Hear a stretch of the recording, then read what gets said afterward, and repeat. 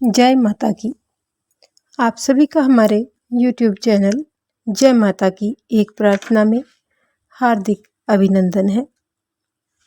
जैसा कि हम जानते हैं कि हम अपनी कथा में 9 देवियों की अद्भुत और अमर कहानी को सुन रहे हैं। इस कड़ी के अंतर्गत हमने अपने पिछले वीडियो में अलग अलग सभी देवियों की कहानी को सुना, उनके इतिहास को जाना।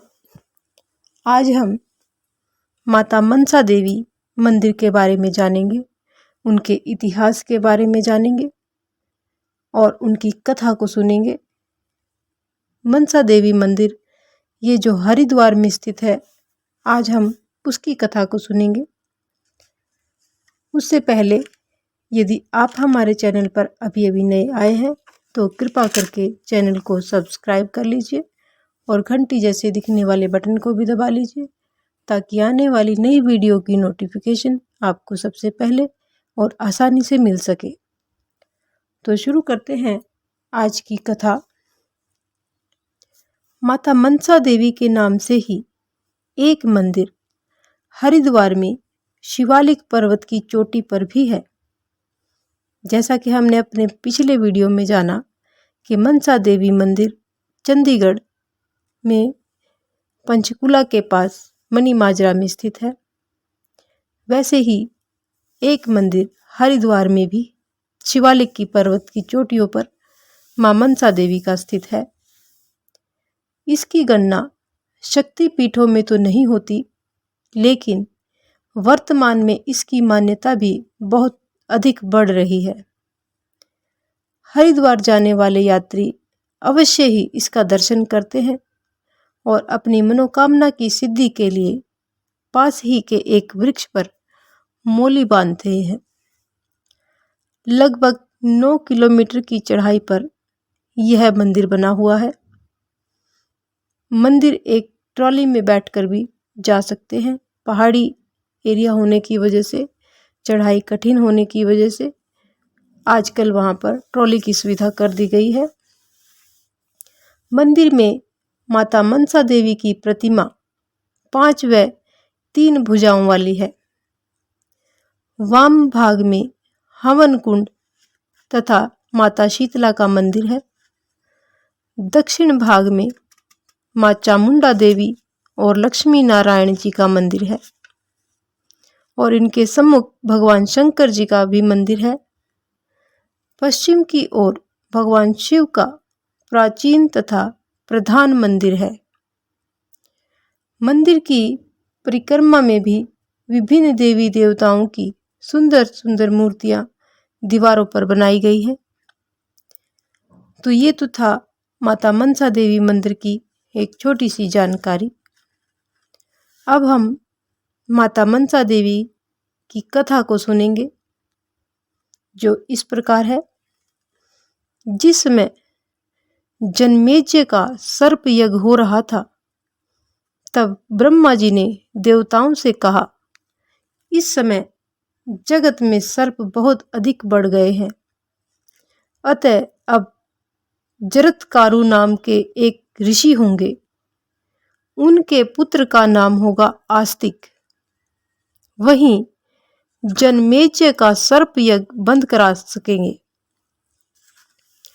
देवताओं के पूछने पर ब्रह्मा जी ने और भी बतलाया कि जरत्कारु ऋषि की पत्नी का नाम भी जरत्कारु ही होगा।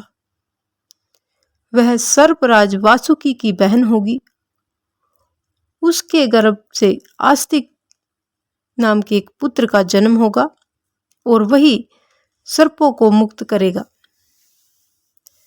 तब एलापत्र नाम के नाग ने सर्पराज से कहा कि हे वासुके, ठीक है, मेरे विचार से भी आपकी बहन जरत्कारु का विवाह उस जरत्कारु से ही होना चाहिए।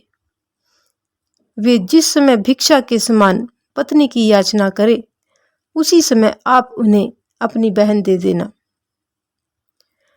इस बात के थोड़े दिनों के बाद ही समुद्र मंथन हुआ, जिसमें वासुकी नाग की नेति यानी जो मथने वाली जो रस्सी होती है, वो नेति बनाई गई।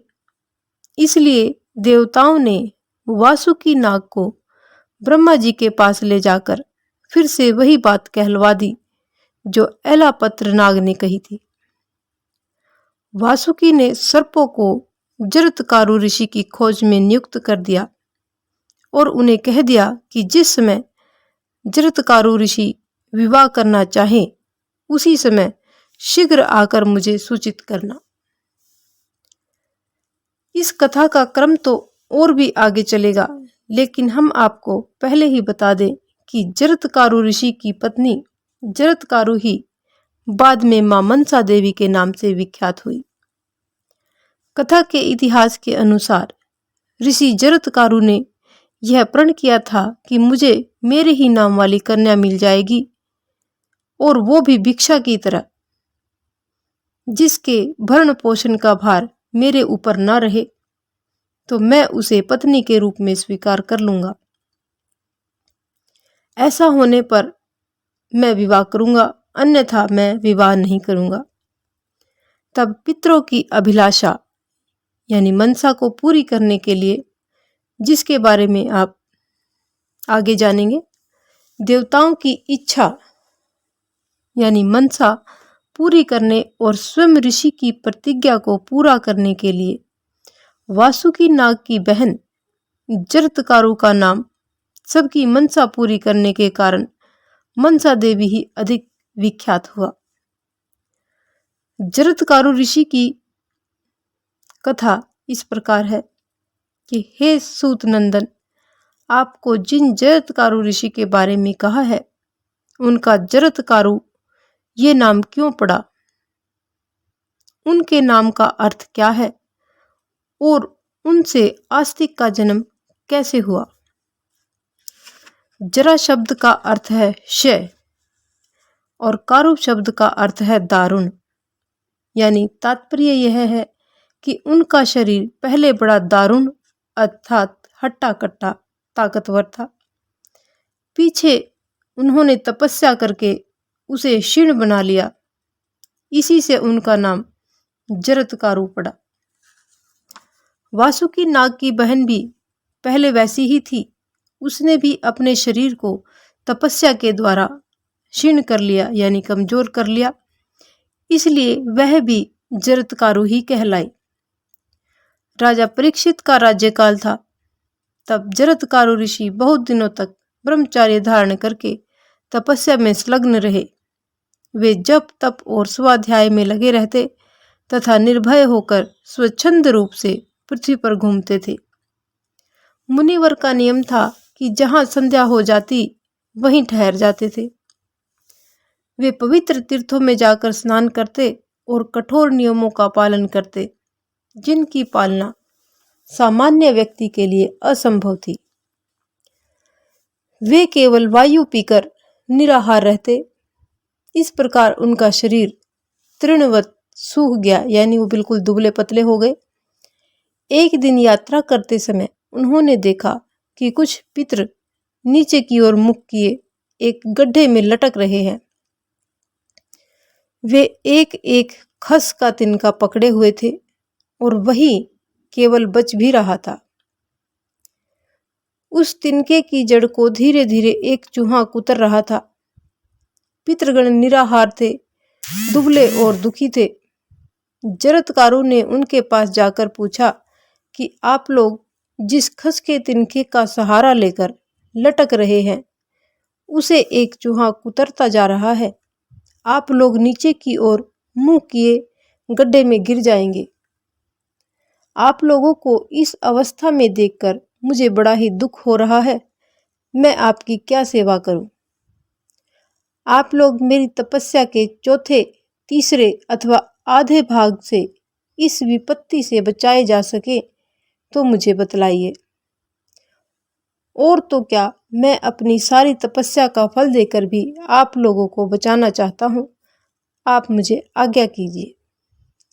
पितरों ने कहा कि आप बूढ़े ब्रह्मचारी हैं, हमारी रक्षा करना चाहते हैं, परंतु हमारी विपत्ति तपस्या के बल से नहीं टल सकती। तपस्या का बल तो हमारे पास भी है, परंतु वंश परंपरा के नाश के कारण हम इस घोर नरक में गिर रहे हैं। आप वृद्ध होकर करुणावश हमारे लिए चिंतित हो रहे हैं, इसलिए हमारी बात को सुनिए। हम लोग यायावर नाम के ऋषि हैं। वंश परंपरा क्षीण हो जाने से हम पुण्य लोकों के नीचे गिर गए हैं। हमारे वंश में अब केवल एक ही व्यक्ति रह गया है, वह भी नहीं के बराबर है। हमारे अभाग्य से वह तपस्वी हो गया है। उसका नाम जरत्कारु है।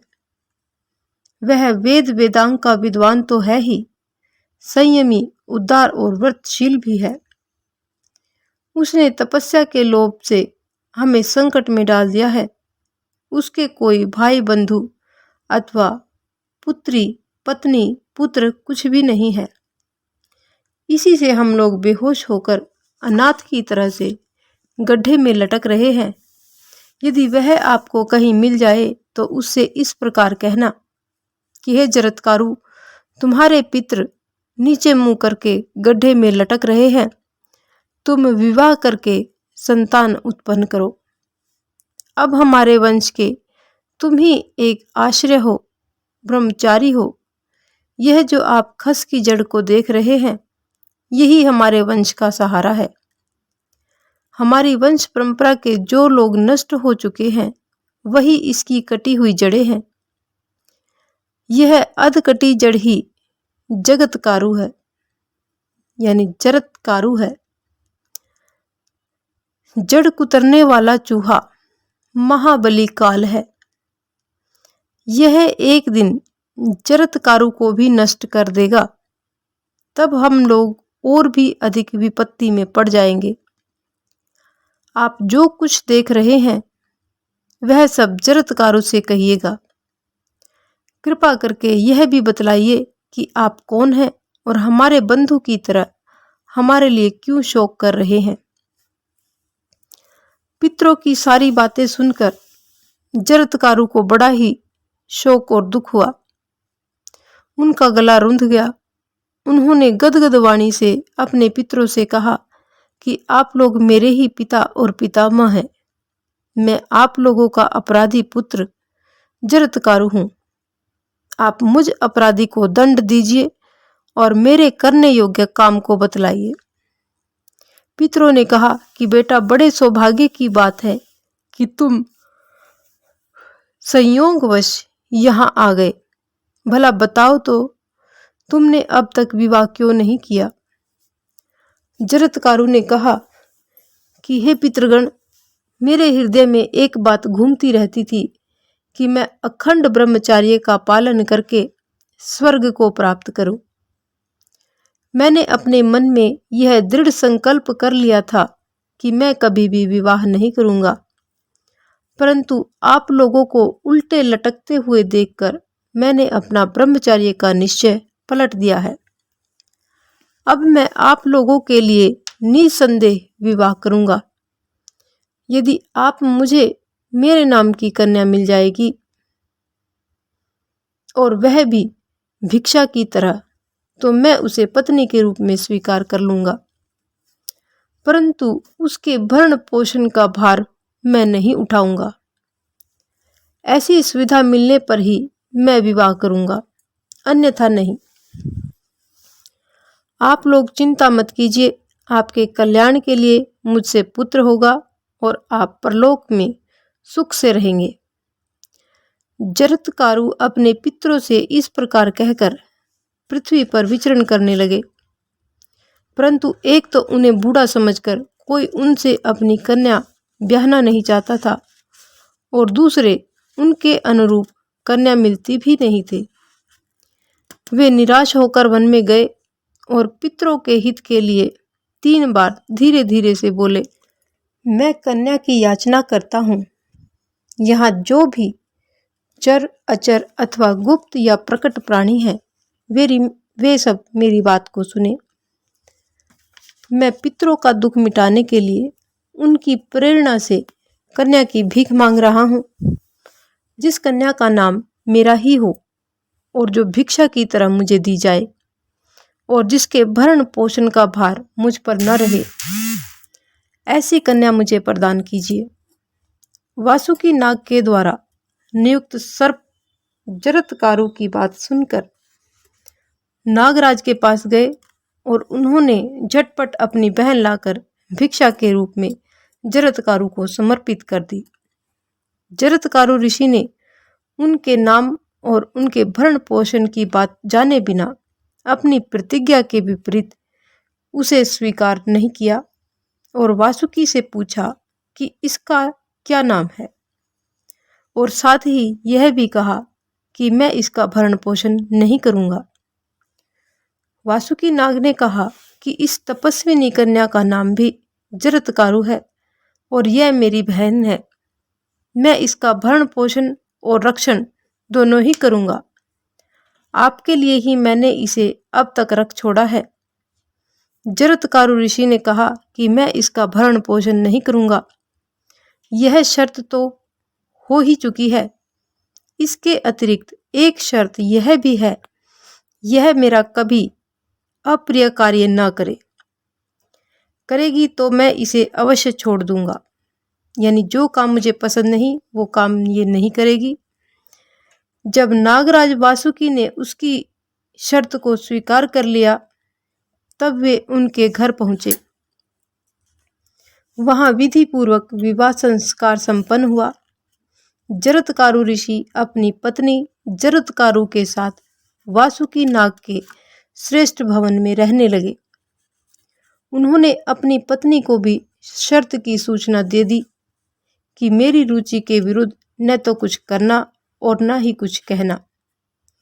वैसा करोगी तो मैं तुम्हें छोड़कर चला जाऊंगा। उनकी पत्नी ने भी स्वीकार किया और वह सावधान रहकर उनकी सेवा करने लगी। समय पर उसे गर्भ रहा और धीरे धीरे बढ़ने लगा। एक दिन की बात है कि जरत्कारु ऋषि कुछ खिन्न से होकर अपनी पत्नी की गोद में सिर रखकर सोए हुए थे। वे सो ही रहे थे कि सूर्यास्त का समय हो गया। ऋषि पत्नी ने सोचा कि पति को जगाना धर्म के अनुकूल होगा या नहीं। ये बड़े कष्ट उठाकर धर्म का पालन करते हैं। कहीं जगाने या न जगाने से मैं अपराधिनी तो नहीं हो जाऊंगी। जगाने पर इनके कोप का भय है और न जगाने पर धर्मलोप का। अंत में वह इस निश्चय पर पहुंची कि ये चाहे कोप करें परंतु इन्हें धर्मलोप से बचाना चाहिए। ऋषि पत्नी ने बड़ी ही मधुर वाणी में कहा, हे महाभाग, उठिए, सूर्यास्त हो रहा है। आचमन करके संध्या कीजिए। यह अग्निहोत्र का समय है। पश्चिम दिशा लाल हो रही है। ऋषि जरत्कारु जगे। क्रोध के मारे उनका होठ कांपने लगा। उन्होंने कहा, सर्पिणी, तूने मेरा अपमान किया है। अब मैं तेरे पास नहीं रहूंगा। जहां से आया हूं वहीं चला जाऊंगा।